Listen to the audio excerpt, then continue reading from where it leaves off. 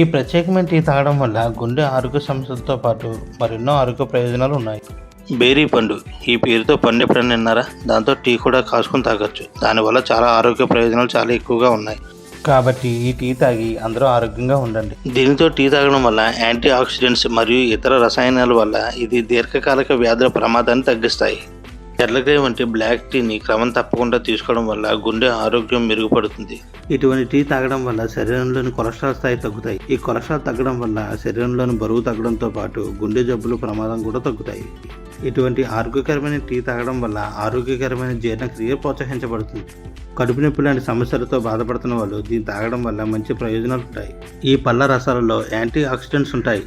ఇది అతిసారం వంటి సమస్యలను తగ్గించడానికి సహాయపడుతుంటాయి.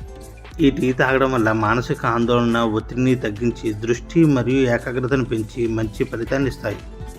Thanks for watching.